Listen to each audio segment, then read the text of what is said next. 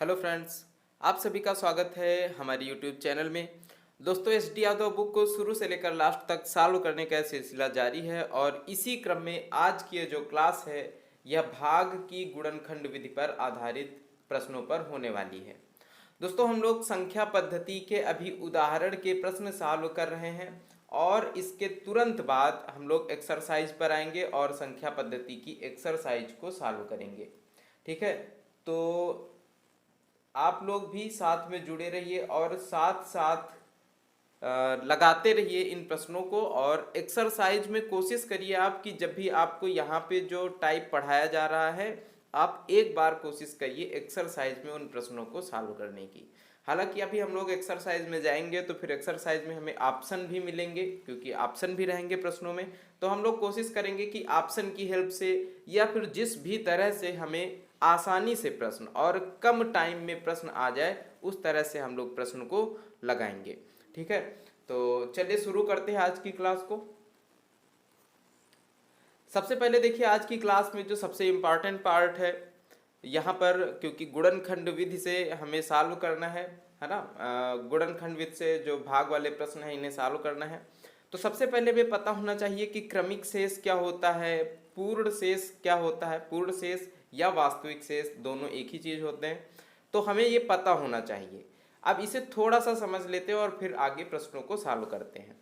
जैसे मान लीजिए कि एक संख्या है 47 और इस 47 को हमें 6 से भाग देना है। ठीक है, तो हम क्या करेंगे, इसे 6 से भाग ना दे करके गुणनखंड विधि से जब भी देंगे तो 6 से भाग ना दे करके इसके गुणनखंड से यानी 3 और 2 से भाग दे देंगे। ठीक है, अब अगर इस 47 को हम यहाँ पर 3 से भाग देंगे तो देखिए क्या शेष बचेगा, 3 एकम 3, 3 बचे 15, तो शेष क्या बचा, 2 बचा। अब अगर हम इसे 2 से भाग देते हैं तो 2 सत्ते 14, शेष क्या बचा, 1 बचा। तो देखिए दोस्तों, यहाँ पर ये जो 2 और 1 शेष है इन्हें ही क्या कहा जाएगा, क्रमिक शेष। ठीक है, अब इस तरह से बोला जाएगा कि 47 को 3 और 2 से क्रमशः भाग देने पर 2 और 1 क्रमिक शेष बचता है, यानी यह शेष बचता है। तो बताओ संख्या को 3 और 2 से इस तरह से भाग देने पर पूर्ण शेष क्या बचेगा। तो जब पूर्ण शेष या वास्तविक शेष की बात आए तो पूर्ण शेष का अर्थ होता है कि हमें 3 और 2 से भाग करके जो क्रमिक शेष निकला है ये नहीं निकालना है, हमें इस संख्या को 6 से भाग करके टोटल कितना शेषफल मिलेगा हमें वो प्राप्त करना है। अगर हम 46 को 6 से भाग करें तो 6 सत्ते 42, शेषफल कितना बचेगा, यहाँ से 5 बचेगा और ये क्या होगा, पूर्ण शेष होगा। लेकिन ये तो बात है कि 3 और 2 का गुणा करके 6 से भाग देना डायरेक्ट और यहाँ पर पूर्ण शेष निकाल लेना। ठीक है, तो अर्थ समझ लीजिए कि पूर्ण या वास्तविक शेष का अर्थ है कि ये जो गुणनखंड दिए हैं 2 और 3, इनका गुणा करके ही ये जो संख्या है इसे भाग देना है, तब यहाँ पर पूर्ण शेष हमें प्राप्त होगा। ये हमसे पूछा जाता है जब भी पूर्ण शेष या वास्तविक शेष की बात करी जाती है। लेकिन इसको निकालने का एक और तरीका है, वो हम किस तरह से निकाल पाएंगे, यदि हमें ये बता दिया जाए कि संख्या 3 से पहले भाग करी जाती है, फिर संख्या 2 से भाग करी जाती है और जो शेषफल बचता है वो 2 बचता है और 1 बचता है, तो हम यहाँ पर क्या करेंगे, भागफल को शून्य मान लेंगे। ठीक है, अब देखिए यहाँ से देखिए, हम यहाँ पे जो 15 था इसकी जगह पर जब 2 से भाग किया तो भागफल कितना आया, 7, और शेषफल कितना आया, 1 आया है। अगर हमें भागफल नहीं पता ही नहीं है, जो 15 है जो भाज्य है ये हमें पता ही नहीं है, तो ये कैसे निकालेंगे, 2 से गुणा करेंगे 7 को, 2 सती 14 और प्लस 1 कर देंगे तो 14 1 15 हो जाएगा। ठीक है, लेकिन अब यहाँ पे हमने क्या किया, भागफल को शून्य कर दिया। 2 का गुणा 0 से करेंगे, इधर हम लोग गुणा करेंगे तो 2 गुणी 0 0 हो जाएगा और इधर हम लोग प्लस कर देंगे, 0 प्लस 1 कितना हो जाएगा, 1 हो जाएगा। अब ये 3 का गुणा 1 से करेंगे, 3 एकम 3 हो जाएगा और प्लस में 2 कर देंगे तो कितना हो जाएगा, 3 2 5 हो जाएगा। और यहाँ से देखिए आप पूर्ण शेष आपका निकल करके आ जाएगा। तो बस इतनी सी बात है, पूर्ण शेष और क्रमिक शेष में यही अंतर है। क्रमिक शेष में हम इनके गुणनखंड से भाग देते हैं और क्रमशः जो शेष बचता है वही हमारा क्रमिक शेष हो जाता है।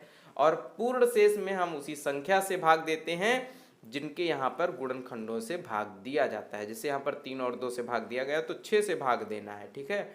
और इससे जो हमें शेष फल प्राप्त होगा उसे पूर्ण शेष कहा जाता है। और पूर्ण शेष निकालने के लिए ये तरीका आप यहाँ पर अप्लाई करेंगे। तो चलिए बढ़ते हैं प्रश्नों की तरफ और आज का पहला प्रश्न देखते हैं। पहला प्रश्न देखिए, यहाँ पर जो दिया गया है उसमें बोला जा रहा है कि 34, 35, 668 यह एक संख्या है में क्रमशः 5, 3, 7 से भाग दिया जाए तो पूर्ण शेष कितना होगा। अब देखिए पूर्ण शेष निकालना है, इसका मतलब हमें क्या करना है, 5 गुणे 3 गुणे 7। या तो आप ये करिए कि 5 का 3 से गुणा फिर 7 से गुणा करके जितनी संख्या आ रही है 5 3 15 और 15 सत्ते 105, ठीक है। तो 105 से आप या तो इसे भाग करके शेषफल निकालिए, वही पूर्ण शेष होगा। या फिर जो दूसरा तरीका मैंने आपको बताया वो क्या है, इस तरह से आप लिख लीजिए 34, 35 और 6, 7, 8, ठीक है। इसे सबसे पहले 5 से भाग देना है। देखिए क्रमशः बोला जा रहा है तो सबसे पहले किससे भाग देना है, 5 से। 5 से भाग देंगे तो 5 छक्के 30, 5 अट्ठे 40, 5 सत्ते 35, 5 एकम 5, 5 तिया 15, 5 पंचे 25। शेषफल कितना बचेगा, यहाँ पे 3 बचेगा, ठीक है। यहाँ पे शेषफल कितना बचा, 3 बचा। अब इसके बाद हमें 3 से भाग करना है। तो जब 3 से भाग करेंगे तो देखिए 3 दूनी 6, 3 दूनी 6 और 3 निमा 27, 0, 3 चौको 12, 3 पची 15। पूरी तरीके से संख्या कट गई तो शेषफल यहाँ से कितना बचा, 0 बचा। अब अगली संख्या है 7 और 7 से भाग कर देंगे तो 7 से भाग करेंगे कितना बचेगा, 7 त्रिका 21, यहाँ पर 1 बचेगा, 7 दूनी 14, 5, 7 सती 49, फिर 7 दूनी 14 और यहाँ पे 0। यहाँ पे शेष कितना बचेगा, 5।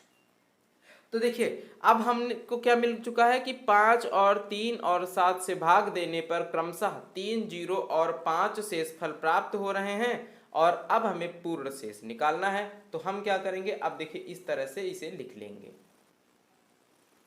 ये सबसे आसान तरीका है मैं जो आपको यहाँ पे बता रहा हूँ पूर्ण शेष निकालने के लिए, ठीक है। और इसमें आपको कोई फार्मूला भी याद नहीं करना है। भागफल को 0 मान लेंगे, शेषफल इस तरह से लिख लेंगे 3 0 और 5। अब देखिए हम अपनी प्रक्रिया शुरू करते हैं।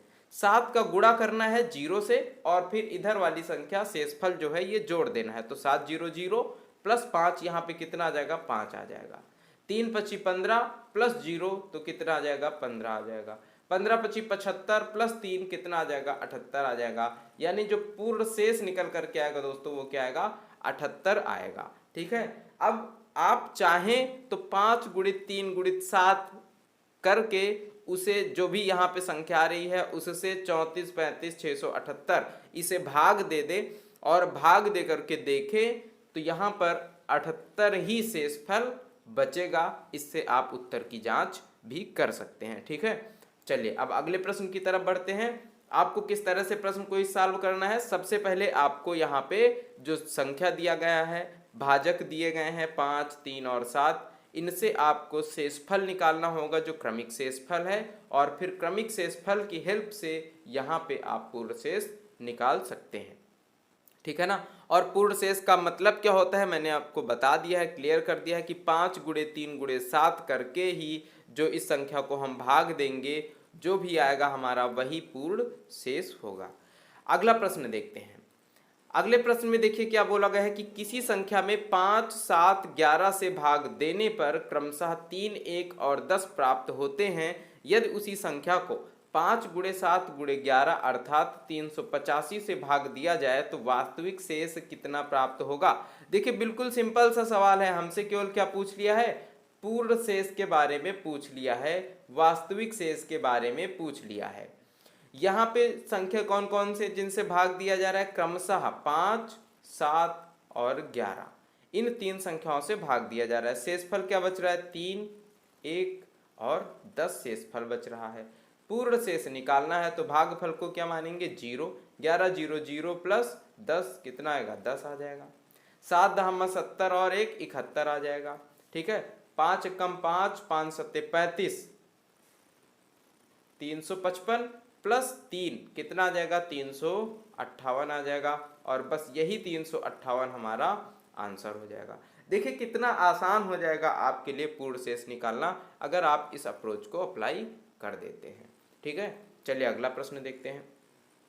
प्रश्न नंबर 3 आपको दिया गया है कि एक संख्या उत्तरोत्तर 7 और 8 से भाग देने पर क्रमशः 5 और 4 हमें शेष प्राप्त होता है। यदि भाग का क्रम उलट दिया जाए तो पूर्ण शेष कितना होगा। देखिए 7 और 8 से हमें भाग करना है एक संख्या को, ठीक है, और जो शेष प्राप्त होता है यह 5 और 4 प्राप्त होता है। भागफल हम 0 मानेंगे सबसे पहले, और 8 0 0 प्लस 4 तो 4 आ जाएगा। 7 चौको 28 और 5 कितना आ जाएगा, 33 आ जाएगा। अब बोला जा रहा है कि यदि भाग का क्रम उलट दिया जाए, मतलब यह 33 तो है संख्या, लेकिन अभी तक हमने पहले 7 से भाग किया था, तो अब पहले 8 से भाग करेंगे और फिर उसके बाद हम 7 से भाग करेंगे तो हमारा शेषफल। अच्छा, यहाँ पे पूर्ण शेष ही अगर पूछा जा रहा है, ध्यान दीजिएगा, अगर पूछा जाता कि क्रमिक शेष क्या होगा उलटने पर, तो हम क्या करते, पहले 8 से भाग करते फिर 7 से भाग करते और देख लेते कि हमारा जो क्रमिक शेष है। यहाँ पर ध्यान दीजिएगा कि यहाँ पे पूर्ण शेष आपसे पूछा गया है, तो पूर्ण शेष आपका यही संख्या हो जाएगी, 33 ही हो जाएगी। चाहे आप इसका क्रम उलट दें या फिर क्रम सीधे रखें, पूर्ण शेष का मतलब क्या होता है, 7 गुणे 8। तो चाहे आप 7 गुणे 8 से भाग करें या फिर 8 गुणे 7 से भाग करें, आपका जो शेष आएगा वास्तविक वो कितना होगा, 33 ही आएगा। लेकिन हो सकता है आपसे प्रश्न में इस तरह से भी पूछ लिया जाता कि तो बताइए ये जो शेष है इसका क्रम क्या होता, तो आप इस तरह से करते 8 चौको 32 और शेषफल कितना बचता, 1। 7 से भाग करते तो 7 0 0, शेषफल कितना बचता, 4। तब क्रमशः शेषफल 1 और 4 बचते, जैसे यहाँ पर 5 और 4 बचा है। ठीक है, अगर क्रम उलट दिया जाएगा तो शेषफल 1 और 4 बचता। लेकिन पूछा क्या जा रहा है कि पूर्ण शेष कितना होगा, तो पूर्ण शेष दोस्त कितना होगा, 33 होगा, और बस यहीं से निकल आएगा। अगला प्रश्न किसी संख्या में 9 11 और 13 से भाग देने पर, किससे किससे भाग दिया जा रहा है, 9 11 और 13, 9 11 और 13 से भाग देने पर शेषफल जो प्राप्त होता है वो है 10 0 और 12। यदि भाग का क्रम उलट दिया जाए तो पूर्ण शेष कितना होगा। देखिए पूर्ण शेष पूछा जा रहा है, तो चाहे आप 9 गुणे 11 गुणे 13 से निकालें, अगर हम यहाँ से पूर्ण शेष निकाल लेते हैं तो क्या है का निकलेगा, 9 गुणे 11 गुणे 13 से भाग करने पर कितना शेष मिलेगा, यहाँ पे निकल आएगा। लेकिन अगर भाग का क्रम लटते हैं तो 13 गुणित 11 गुणित 9 का निकालना है कि 13 गुणित 11 गुणित 9 से भाग करने पर शेषफल कितना बचेगा। तो दोनों संख्याएं तो एक्चुअल में बराबर ही है ना, इसलिए जो पूर्ण शेष बचेगा वो समान बचेगा। बस हमें यहाँ से देख लेना है कि कितना शेषफल बचेगा। तो 13 0 0 प्लस 12 कितना आएगा, 12 आ जाएगा। 12 गुणित 11 तो 11 दूनी 22, 11 कम 11 और 2 13, 132, और प्लस 0 है तो 132 ही रहेगा। 9 गुणित 132 करेंगे तो 9 दूनी 18, 9 त्रिका 27, 1 28, 9 कम 9, 9 2 11, 1188 है। प्लस 10 करेंगे तो कितना हो जाएगा, 1198 हो जाएगा। और अब जो पूर्ण शेष आपका आया है वो कितना हो जाएगा, 1198। आपका आंसर सही हो जाएगा। ठीक है, ये आपका सही उत्तर हो जाएगा। चलिए अगला प्रश्न देख लेते हैं। तो यहाँ से आपको समझ में आ गया होगा कि अगर पूर्ण शेष पूछा जा रहा है तो चाहे क्रम सेम रहे या क्रम उलट दिया जाए, आपके मान में, आपके उत्तर में परिवर्तन नहीं होगा। ठीक है, चलिए अब अगला प्रश्न देख लेते हैं कि किसी संख्या में 8 9 और 10 से भाग देने पर, किसी भी संख्या में 8 9 और 10 से भाग देने पर शेष क्रमशः 3 4 5 प्राप्त होते हैं। यदि उसी संख्या में 3 5 6 8 से भाग दिया जाए तो शेष क्या प्राप्त होंगे। चले यहाँ से समझ लेते हैं कि अगर 8 और 9 और 10 से हमें भाग देना है किसी संख्या को, तो जो शेष मिल रहे हैं वो कितने प्राप्त हो रहे हैं, 3 4 और 5 प्राप्त हो रहे हैं। तो यहाँ पे भागफल हम क्या कर देंगे, 0, और वही प्रक्रिया करेंगे। 10 0 0 प्लस 5 तो 5 आ जाएगा। 9 पंचे 45 प्लस 4 कितना आ जाएगा, 49 आ जाएगा। और 8 से 49 का गुणा करेंगे तो कितना आएगा, 8 नया 72, 8 चौको 32 और 32 साथ कितना आ जाएगा 39, 392 प्लस 3 तो कितना आएगा 395 आ जाएगा।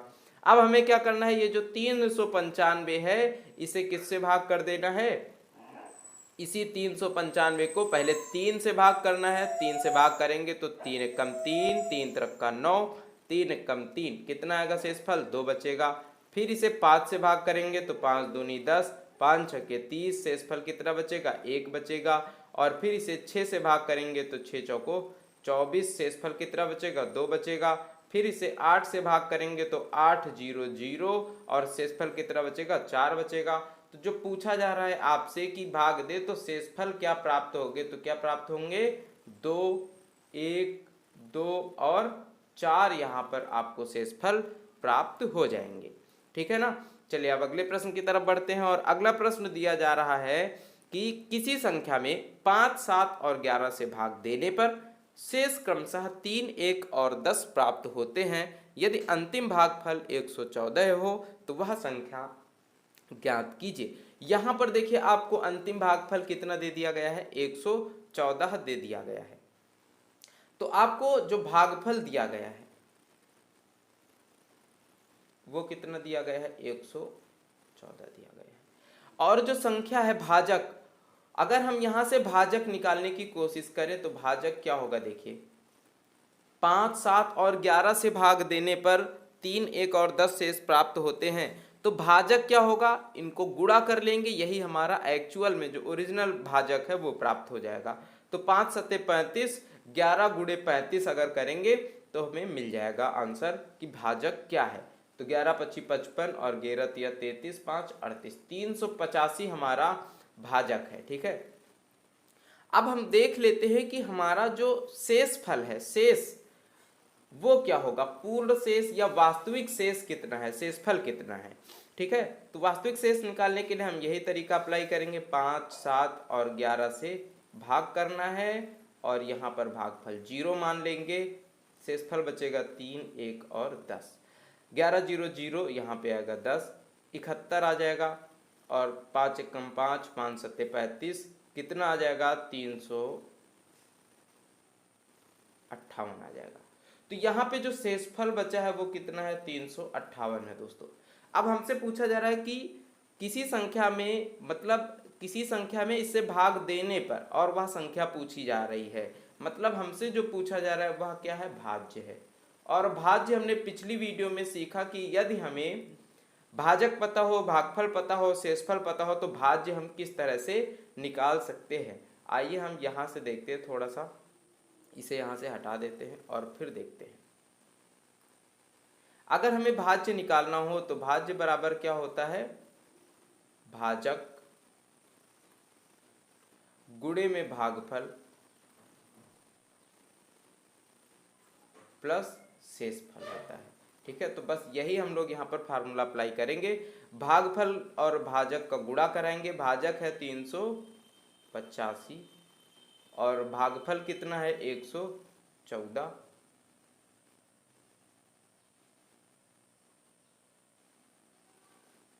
प्लस शेष, शेष कितना है 358 है। बस हमें 385 गुणे 114 सबसे पहले करना है, तो इसे गुणा करा देंगे, 4 पंचे 20, 4 अठे 32, 2 34, 4 तिया 12, 3 15, 1540, इधर आएगा 385, 1 से गुणा कराएंगे, फिर 1 से गुणा कराएंगे, आ जाएगा 385। तो यहाँ पे जो बचेगा वो 0, 5 4 9, 5 5 10, 8 18, 9 1 10, 3 13 के 3 हाथ से लगाएगा 43, 890 आ जाएगा, प्लस इसमें 358 ऐड कर देंगे तो यहाँ से कितना आ जाएगा 8, 9 5 14 के 4 हाथ से लगा 1, तो 8 4 12, 12 के 2 हाथ से लगा 1 4 और यहाँ पे 4, तो कितना आ जाएगा 44,248। मतलब जो भाज्य है आपका वो कितना निकल करके आ जाएगा 44,248 और यही हमारा सही उत्तर हो जाएगा।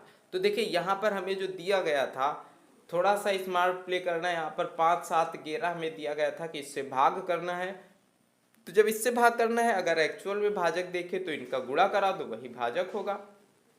और भागफल हमें 114 दिया जा रहा है कि भागफल जो प्राप्त होगा वो 114 होगा। शेषफल हम यहाँ से निकाल लेंगे, जो हमने अभी गुणनखंड वाली विधि आपको बताई थी उससे शेषफल निकाल लेंगे। और भाज्य हमें ज्ञात करना है, तो जो पिछली वीडियो में हमने तरीका सीखा था, भाज्य बराबर भाजक गुणित भागफल प्लस शेषफल, उस तरीके को यहाँ पे अप्लाई करेंगे और हमारा आंसर हमें मिल जाएगा। तो कुछ इस तरह से आज के प्रश्नों को हमने सॉल्व किया और आपने सीखा कि इन प्रश्नों को आप कैसे सॉल्व कर सकते थे। अब जो इसकी एक्सरसाइज होगी तब फिर से एक बार इस तरह के प्रश्नों को हम लोग सॉल्व करेंगे। लेकिन फिलहाल जो नेक्स्ट वीडियो इसके बाद आने वाली है, तो नेक्स्ट टॉपिक क्या है, भाज्यता पर आधारित प्रश्न। जो अगली वीडियो आएगी आपकी टाइप 7 की, उस पर होंगे भाज्यता पर आधारित प्रश्न। और ये बहुत इंपॉर्टेंट क्लास है, क्योंकि भाज्यता पर आधारित प्रश्न जो हैं, इन्हें अगर आप सीख लेते हैं तो आपको पूरी मैथमेटिक्स में ये आपका कैलकुलेशन तेज करेंगे। हर जगह पर आपको पता चलेगा कि कोई संख्या किसी संख्या से विभाजित हो सकती है या नहीं हो सकती है, ये आप ढूंढना बहुत ही जल्दी सीख जाएंगे।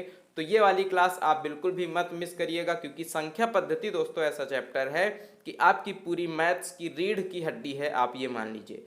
अगर आप संख्या पद्धति को बहुत अच्छे से नहीं पढ़ते हैं तो पूरी मैथ्स में आपका मज़ा जो है वो किरकिरा हो जाएगा, ठीक है। और इसी तरह के लगातार क्लासेस पाइए और जुड़े रहिए हमारे साथ। इसलिए हमारे चैनल को आप लोग सब्सक्राइब करिए, और अगर आपको अच्छे लग रहे हैं वीडियोस तो आप इन वीडियोस को अपने दोस्तों तक ज़रूर शेयर करिए, जिससे वो लोग भी इन वीडियो का लुत्फ उठा पाएँ।